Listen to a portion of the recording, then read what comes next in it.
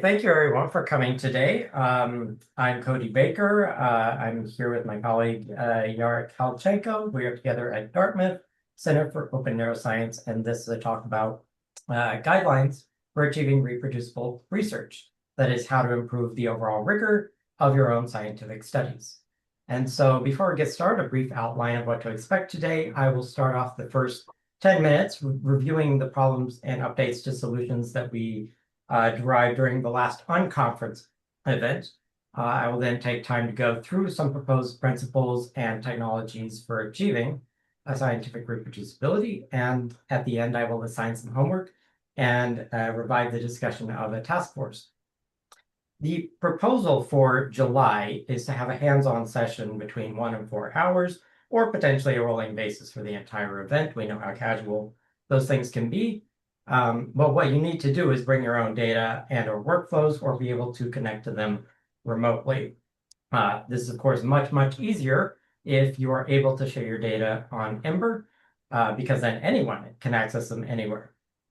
But what we can do ourselves is work with you to help organize your data workflows according to the guiding principles I'll introduce today.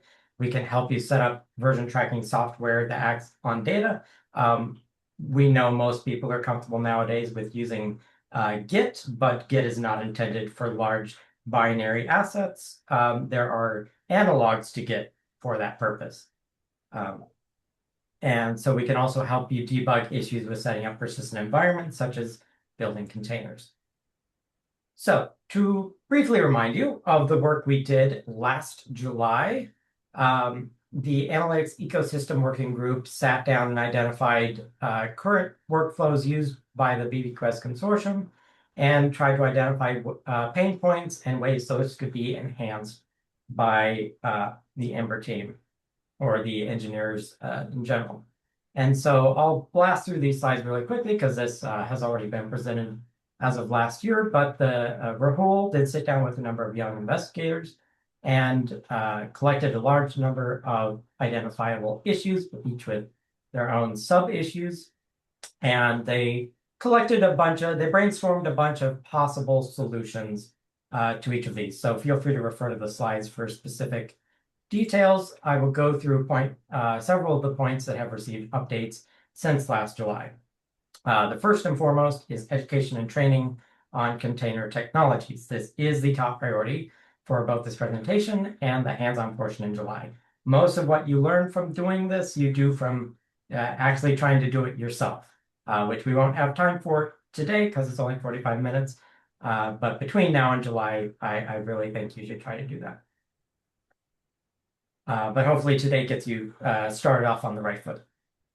Next was developing built-in capabilities to package standardized data through analysis tools. The major tools for doing pose estimation, such as sleep, or motion analysis, such as movement, already support direct NWB buttons for this purpose, but apparently the philosophy of many other tools, such as Field Trip, Spike Interface, Deep Lab Cut, is instead of hosting those types of operations internally, they prefer to offload them to secondary packages, and then they just provide documentation for how to use those other tools on the output that they generate.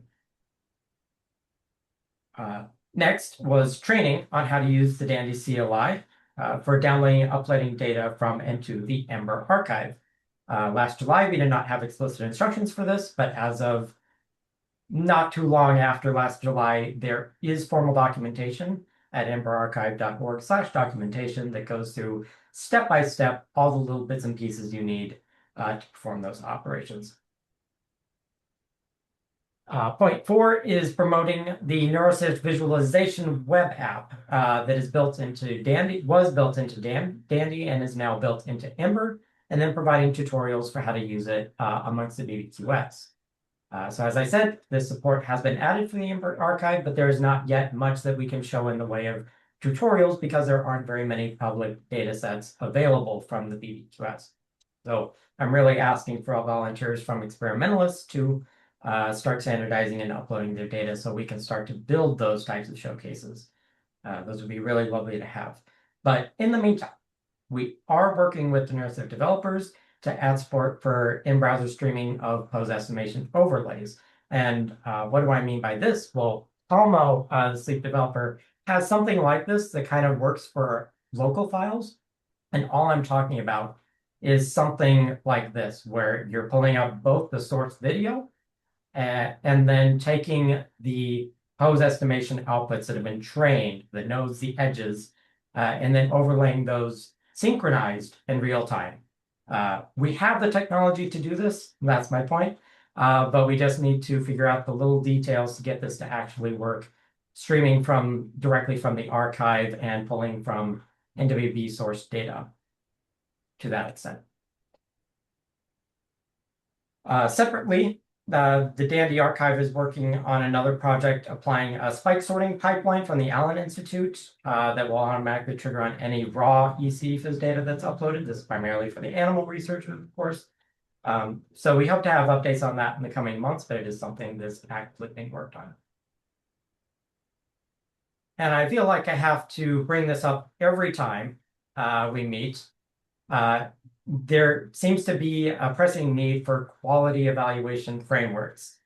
Even on Monday, we got into a discussion of a potential synchronization task force, and there's this tau constant and reports of latency metrics.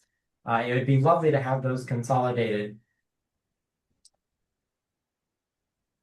in one central place. And this has been asked for years and is written into the phase 2 proposal for Dandy and is expected to really come to a head at some point this year. And for my own pose estimation task force, I think I will try to push really hard to have the behavioral components of that be a primary focus. Very quickly, to further justify the motivation for this talk, there is a new NIH initiative, a whole policy available on their website, focusing on reproducible science and defining scientific rigor as a strict application of the scientific method to ensure unbiased and well-controlled experimental design, and so forth. And so I really encourage you all to give the full policy a detailed read. I've extracted a few of the highlights that I enjoy the most from my reading, in particular the last line, when a result can be reproduced by multiple scientists, it validates the original results and readiness to progress to the next phase of research. So that really drives home the importance of what we're talking about today. Of course, the question is, how do we make our science more rigorous? And I'm not just making up everything that I'm talking about today. These are thoughts and lessons learned from the last 13 plus years of related efforts in the neuroimaging space, as well as PsyOps in general. And you'll see several familiar faces, hopefully, from the Repronym efforts. Safcha, David, Yark are all key pieces of that effort, as well as their European collaborators in the data lab space.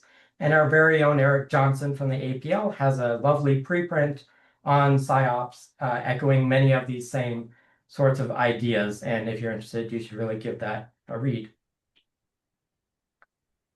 Anytime I refer to data throughout this talk, I'm referring to scientific data as defined by the common NIH data sharing policy. Of course, the LC gave a talk on this on Monday for the policy specific to our consortium. There's also the Brain Initiative specific policy. But basically, the scientific data is defined as what is agreed by the community as being needed to validate.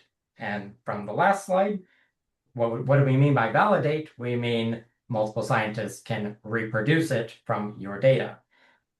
So cases that do not include scientific data are things like scratch notes, laboratory notebooks, preliminary analyses, so forth. Those do not fall under this definition. This is not a talk about data standardization. We've given talks about that before. So this is really the next step. Once your data is standardized, everything in this talk assumes that we're implicitly using that. So BIDS, Neuro Data Without Borders, CiteDS, and ideally sharing it on Ember or Dandy as a great way to distribute it. So hopefully when you've heard about data standardization, you've heard about the FAIR principles. And we really like the FAIR principles: findable, accessible, interoperable, reusable. We draw inspiration from this in the talk today, but these are claims about your data. They are not in and of themselves enough to guarantee or maximize scientific rigor, because the science that is discovered or imparted by a research object is a connection between data and the workflows that act on it. So already I'm starting to throw out a bunch of terms here. So very quickly, let's establish definitions. When I say research object, I mean a collection of both data and code and whatever associated metadata might need to act as the glue between all those things that represent the complete output of the research. And that research object is made up of modules and components. A module is any separately distributable collection of components. These can include data sets, individual software packages, container images, pipelines, so on and so forth. Whereas a component is an individual data file or a collection of text notes. It's a code base. It's a single script. So a module can contain components. Not every component is a module. And if there are any questions on that, feel free to let me know in the chat. The workflow is one of the more important things of this whole sequence. It is the steps that transform the source data of the research using the code components to produce the resultant output. This is the things we work with every day. These are the scripts that transform the processed data into the figures that you drop into your manuscript for the journal article. They can also be the complicated pipeline that orchestrates multiple steps in sequence to process your raw data into the form that is then used for analysis. In general, it's any executable environment that acts as a black box. You feed it input, you get output. Every workflow has provenance, and that's the detailed history of how that research object was created, modified, and how it evolved over time. This captures the lineage and transformations of both the code and the data, and hopefully the whole record is fully transparent, can be seen by anyone. And so we have observed that the most rigorous research adheres to the following properties: self-containment, tracking, actionability, modularity, portability, ephemerality, and distributability. Together, these form our proposed acronym of STAMPED. And as a catchphrase, you could say that your pipeline or your workflow is stamped with approval, for instance. I'll go through each of these and really thoroughly explain what I mean by each one.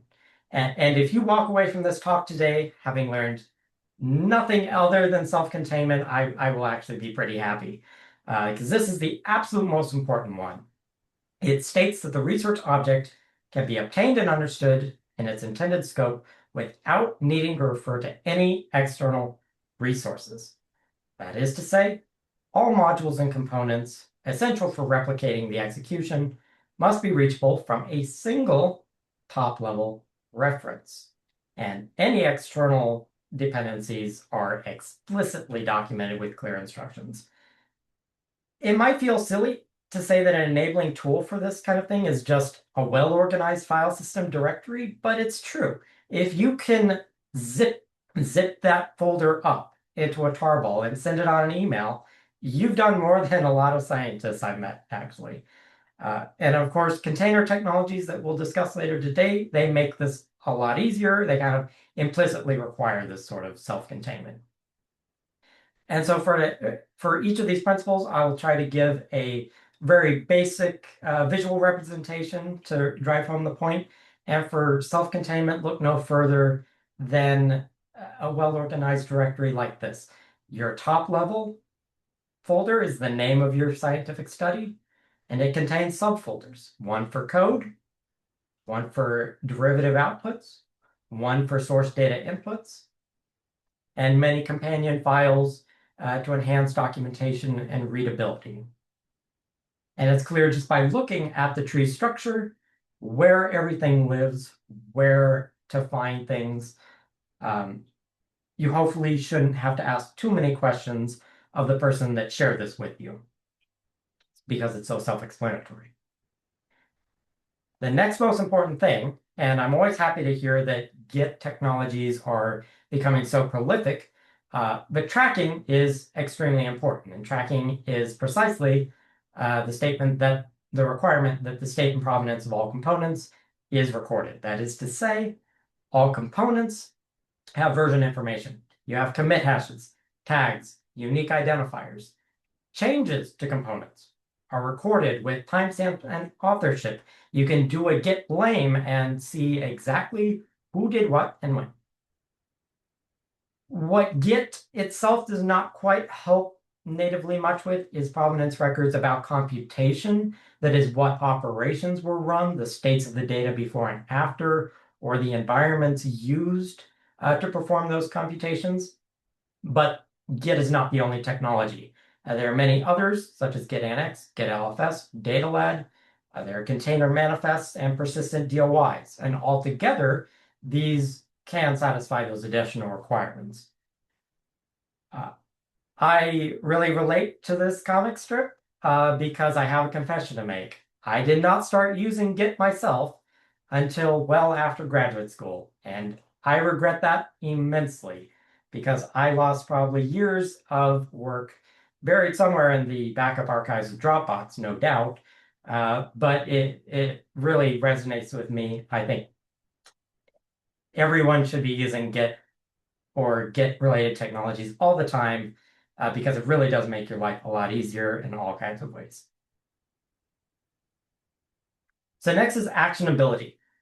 This one's a little tricky to explain. More or less, it means that all the components of your research should simply run. Precisely stated, it means that there's machine actionable information to carry out the procedures. That is, say everything should be executable. Or if they're not, there are instructions for how to run those that are clear and unambiguous, and they can be run manually or automatically through convenience functions.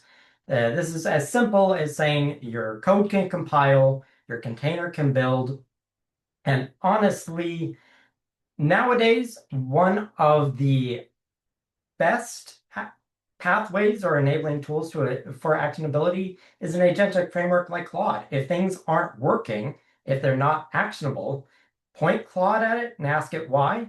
Chances are it can probably help you a lot. Sometimes our pipelines in science are a little more like Rube Goldberg machines than we care to admit, but that's okay. Actionability is simply the statement that all these individual pieces work together to get the ball from point A to point B. Imagine if any individual cog or wheel wasn't doing its job, the pipeline as a whole would not be actionable. This next one I won't belabor too much. This is a core principle of good engineering practices. All modules should be independent and composable. This just means that all your modules should be independently modifiable. I can go in and do a bug fix to one specific part without affecting the broader whole. And this allows mixing and matching of components. It allows you to use components in isolation. And it just keeps a nice logical separation of units. So I won't belabor that too much. Hopefully it's pretty self-explanatory, or it emerges from the example for self-containment that we'll revisit here at the end. Portability is one of the hardest things to obtain, quite honestly. This is the requirement that the research object can be run and moved to different systems and environments while retaining all your other properties. And it's to say, any system requirements that are really needed, they are at least explicitly documented, but ideally the object is flexible enough to be able to run anywhere without significant modification.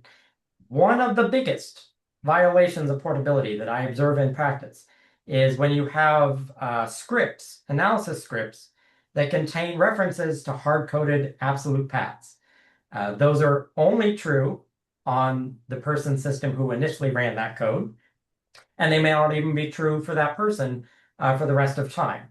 It says a very easy thing to fix, just make them relative references to the top level. That way, when you ship it off to someone else, boom, it just works.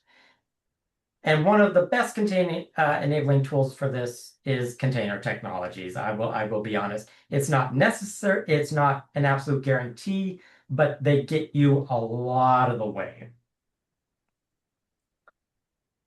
And if that's confusing, an analog for what we mean by portability is consider the self-contained unit of a tree. If you can dig it up and move it from one place, replant it somewhere else, if the tree survives, then it was portable. If you pick up your code as a self-contained unit, ship it off to someone else, and someone else can run it, then it is portable. Ephemerality. This is, as the name implies, a difficult thing to describe. I will do my best to describe it as saying that execution can be done in a throwaway environment. That is to say, you don't really care where or how it happens. It can occur in a temporary, disposable environment. The key thing is that individual results are reproducible without any knowledge of previous executions of the system. And there's no implicit reliance at all on custom configurations or host system states, such as operating system registry modifications. One of the easiest ways to kind of impart this idea is cloud computing. If you can run your workflow in the cloud, it is necessarily ephemeral. But you can also achieve ephemerality without the cloud. Anytime you use an HPC or a batch submission system like Slurm or Condor, those are also ephemeral. You can do it on your local system too, with just saying that you're running things in temporary directories. All that is to say that when you run your operations, you send a command and you don't really care where, when, how it gets done. You just feed it inputs and somewhere, somehow, some outputs came out.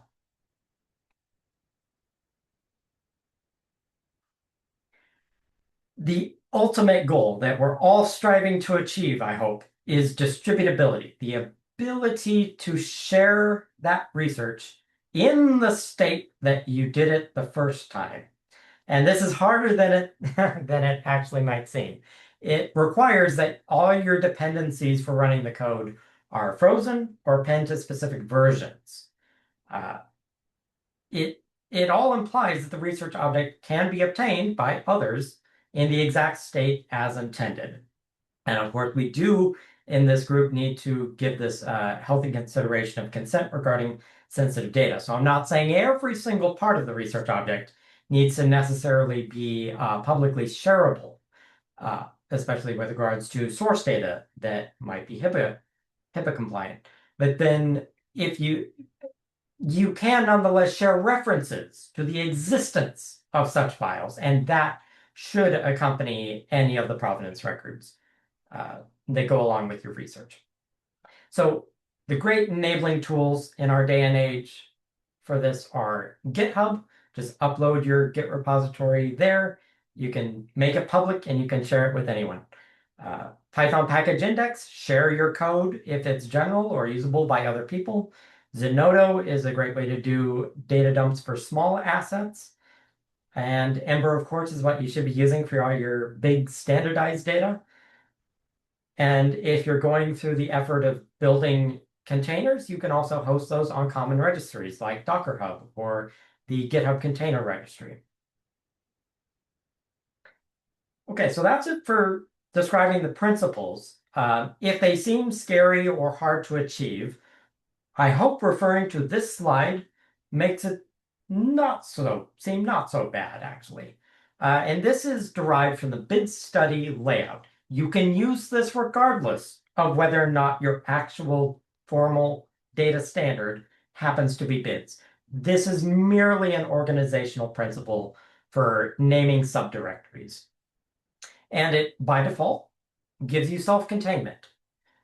You can easily pair it with Git and Data Lab to achieve tracking of both the text files for things like code and the binary files for things like data.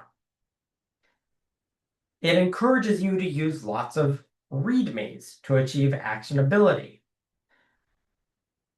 All you would have to do is make sure, your code is portable and that all of your path references in the, for example, runsleep.py are relative to the common root called name of study. And there you go, portability. The layout naturally achieves modularity. As you can see, the code is visually distinct from the derivatives output, which is visually distinct from the source data inputs. And this end result is easily shareable on GitHub or Zenodo. So there you go. There's distributability. And we've created a common template for this that you can find under github.com/emberarchive/study template.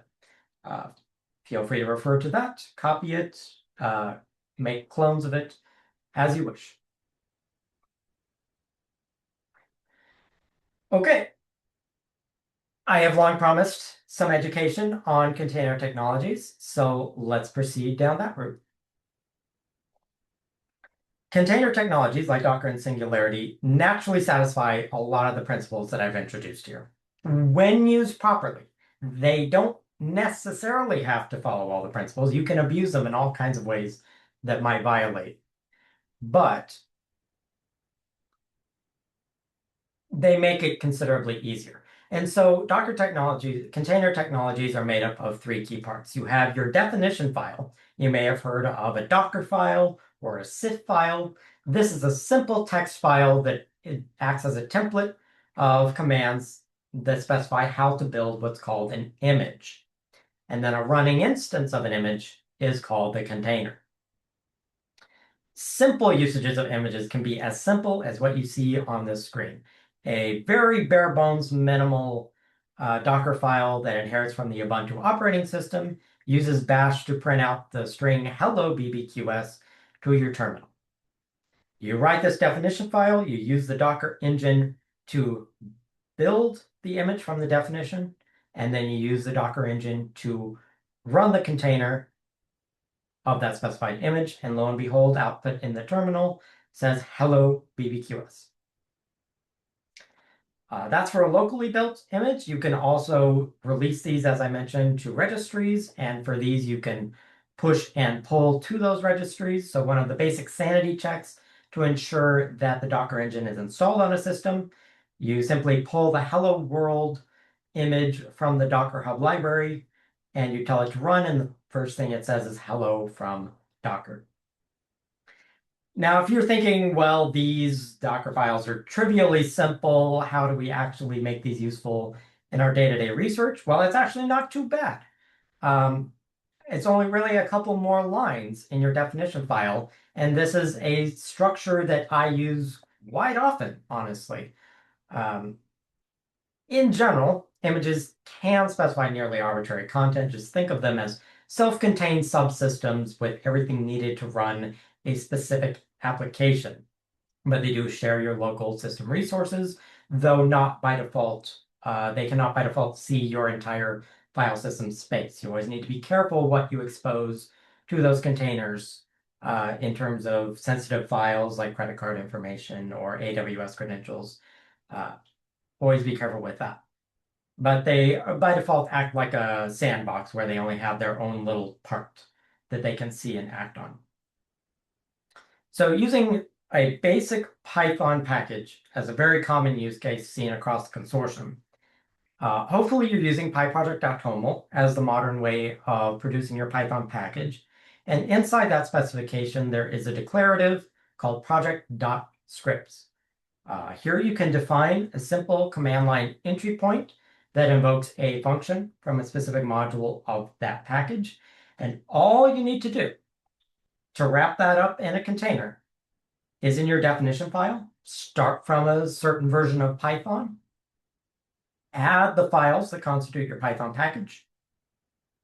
Inside the definition, inside the image, install that package, and then I, for example, expose Python. You can expose any other command route that you want, but the resulting output looks like this. You can now use the Docker engine to build an image containing your Python project, and you can run an isolated environment containing just your Python project and exposing just your entry point like so. And this is independent then of any other Python installation on your system.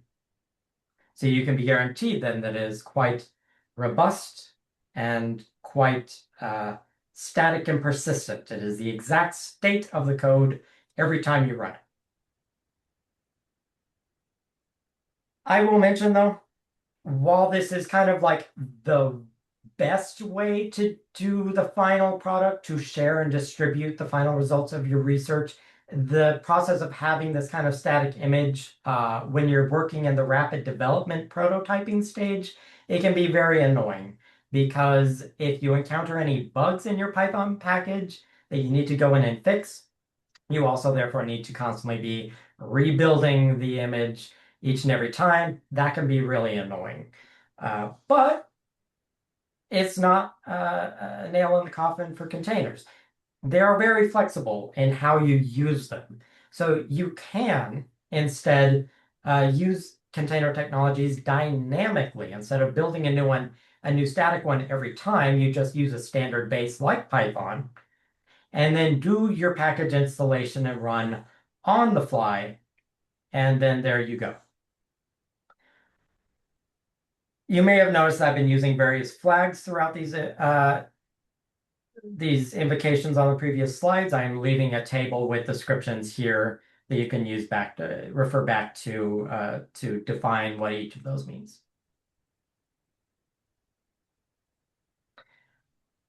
A thought on tracking for a moment. Containers, what happens inside a container is largely a black box, which can make them hard to fully satisfy the tracking property compared to just normally running Python through a typical conda environment or something. Thankfully, we have done the work on the DataLad side to create a plugin called DataLad Containers. And I'm dropping this very recent workflow that I personally developed as an end-to-end example that you can refer back to for how to use this. And it thoroughly documents the usage. The container definition, as you can see, is quite simple. The name of the package is Vandermeer Lab to Bids. It does exactly what I specified previously. There's some extra details that are necessary to host it on the GitHub container repository, but that also means anyone anywhere can go and pull and use this image. So it's probably not useful to anyone outside of that lab. But to obtain full provenance of tracking, all you have to do is register the container and then route your invocations through the container's run command line. And then that automatically tracks the states of data before and after. It tracks the command arguments used to run in the invocation. And it delivers that as a persistent record attached alongside your code and your data.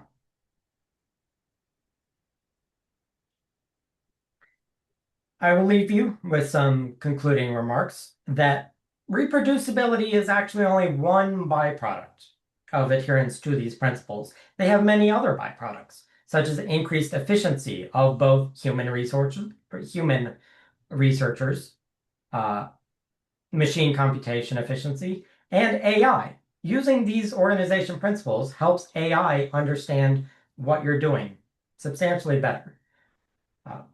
More broadly, it just increases reusability by other scientists who may not be interested in reproducing, but are interested in taking what you've done and using it on their own source data. And this facilitates translation and interpretation across domains, species, potentially subjects. Generally, they increase all aspects of scientific rigor. Nothing I've talked about today is easy, and I apologize if I made it sound easy. I recognize that it is quite hard. It takes a lot of discipline, takes a lot of active effort. It is not typically the norm to do this every step of the way. It's a long road, but the destination, in our opinion, is well worth the journey. although it's never ending. New challenges constantly arise, which require continuing education. Time for homework. So we have no time today to work together on your own research, dealing with all the nuances that might entail. So between now and July, consider what it would take to adapt your own personal workflows following these guidelines. That is, try to put them into action. And then in July, we can iron out any details in person, help with specific debugging, evaluation, provide suggestions. We don't have to wait till July either. Please feel free to reach out to me or the Ember team at any time at my GitHub handle, DM me on Slack, or shoot me an email. Because this was in the slides last Monday, I will remind you I'm proposing a formal task force for this amongst the consortium. We talked about everything on this slide, but what I need for that are volunteers from the experimentalists. Even before you have a finalized workflow ready to correspond to a paper, if you're just starting to put together your workflows, even better. Let's start off on the right foot. Reach out, let's get the ball rolling. And if there's anyone from Ember DCake team interested in helping me review and curate projects according to these guidelines, I also appreciate that kind of help. I will open it up to questions and leave you with this beautiful slide from Yark, which comes from the amazing fMRI prep workflow used in neuroimaging. This is a fully stamped workflow, stamped with approval. All your raw data comes from DICOMs, MRIs. It's standardized into bids. All operations are performed with shared persistent containers, and it can branch easily into multiple analysis scripts with all the releasable data hosted on the Open Neuro Archive.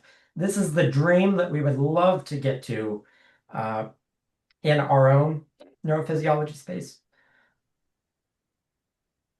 but we're not quite there yet.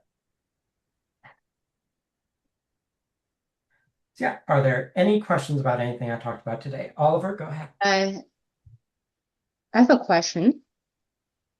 Oh, sure, thanks. There is a related thing is about testing. So I'm in the camp of using a lot of things in MATLAB. So I'm guilty of, well, there's a long debate about MATLAB versus Python. But one thing good about MATLAB is it actually runs, not too much work. And so, but then we have a collaborator who wants to translate everything that we wrote into Python so that there's a bigger community and all that benefits.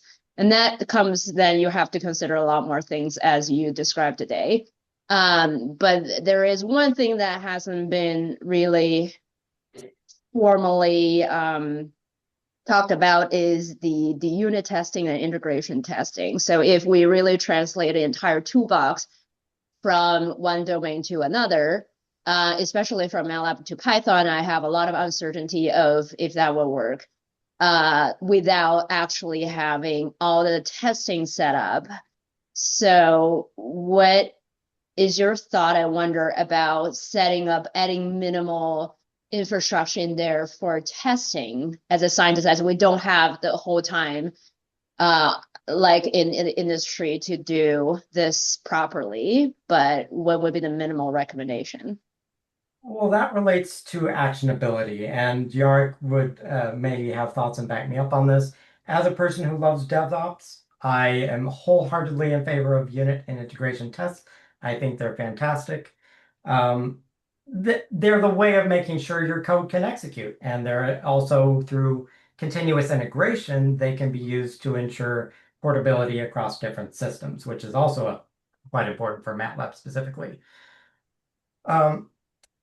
So I did not explicitly write them into the presentation today. I forget if they're in the companion paper to this. Researchers don't typically do testing workflows in my experience. They're mostly for software engineers. So let's continue that discussion. Those are my thoughts on it. One thing else I will mention, in terms of translating MATLAB to Python, there is another way.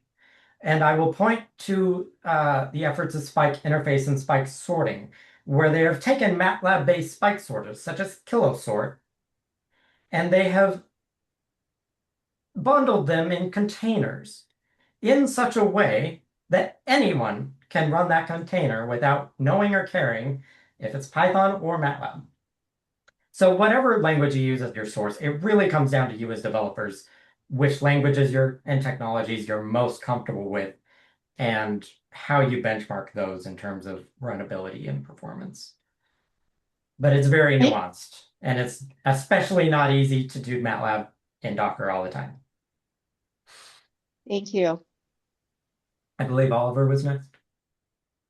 Yeah. So, this is more of a clarification question. So you talked about sort of self-containedness of things, right? And this also relates a little bit to this previous question, right?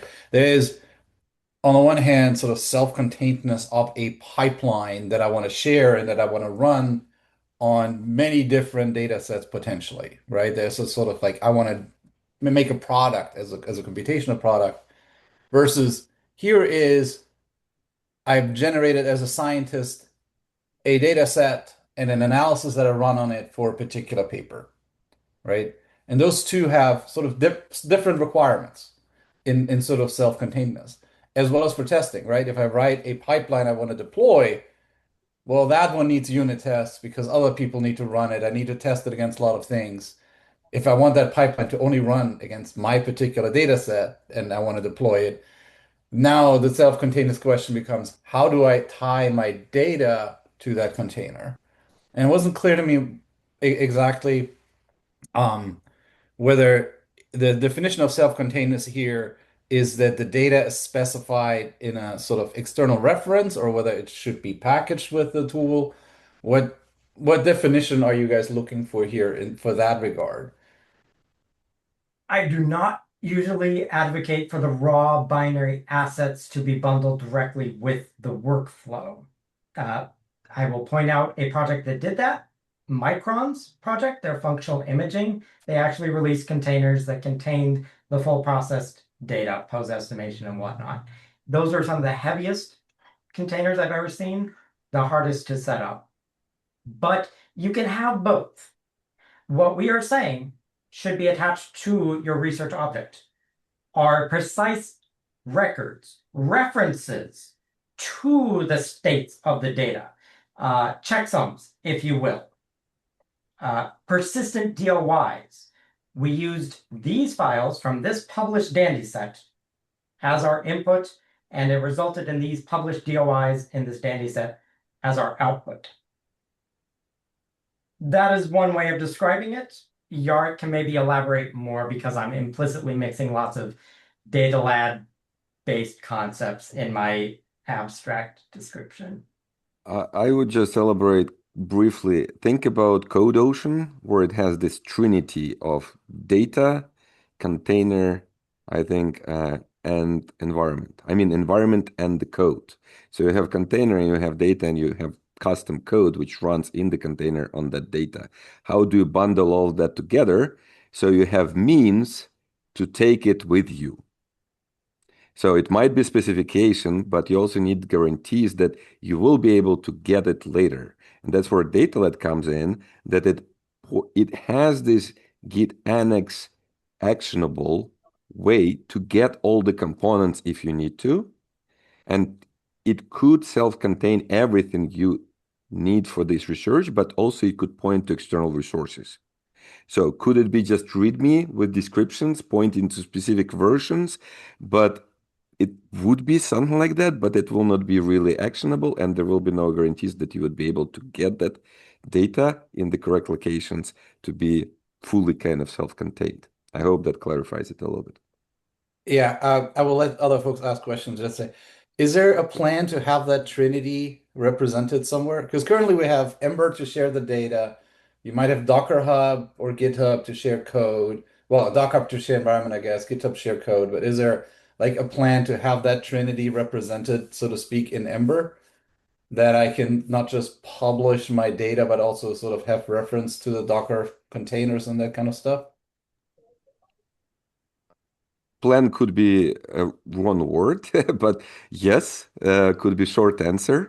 Because again, containers are just data. We can generate a daisy set with containers of reference, or we could potentially allow to upload containers within those Ember sets. So let's get to the point where we have this collection and then talk about it. Let's say in neuroimaging, we have Reproducible containers collection, which is outside of any archive, but it's used by various initiatives. So it's again then to not re-implement the wheel, we centralize collection of important containers that way, and then archives use it throughout them.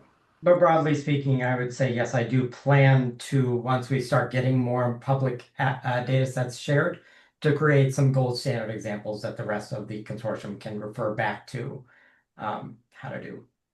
Perfect. Thank you. I'll think Holly or Chris are next. I think I'm next. I'll try to be brief. I just want to make some very high level observations. One is that, like, after hearing this talk, if I'm a PI, I'm like, I want Cody and Yarrow in my life. And so basically that's the big takeaway. And that this is, we all want to do this. This is really important. Different PIs will need help at different points along this process. I kind of think about even the challenge it was for brain imaging. Think about BIDS and think about the fact that the field started out with maybe what, 2 magnets, maybe 3 magnets max at the very beginning. You know, there's a limited array of devices, a limited array of data types, and even then, it took an effort to get that field together, to create standards, and to actually make it easy to go through a process like this.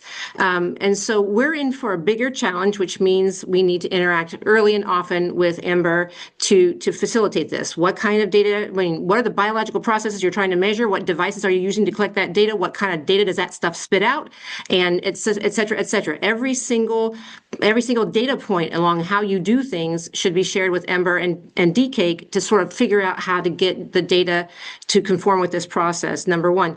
And that leads me to my question, and I'm kind of expecting the answer to be yes, but again, different PIs and different trainees in laboratories will need different literacy. Their literacy in different points of this process is going to be different along the way. Like Mengs's question about, MATLAB to Python, Python to MATLAB, that might be a very advanced question and need relative to the question that somebody else will have about where to start. And again, this is about interfacing with DCAC and Ember and asking even the dumbest questions. So that's the point I wanted to make. If I were a PI, I would be the dumbest PI, and I would be calling Ember and DCAC on a daily basis to try to make sure I understood what my devices are giving me and how I'm going and what standards I'm going to be having to use for those data and what metadata, in other words, the metadata I need to create so that my tree can be planted anywhere. I love that. And thank you, Holly. And from my perspective, my philosophy is there are no stupid questions at all. And yes, this is highly individualized. I'm noticing as we talk about task forces throughout this workshop, it's going to be project by project. So maybe we need both bottom up reach out and top down interaction.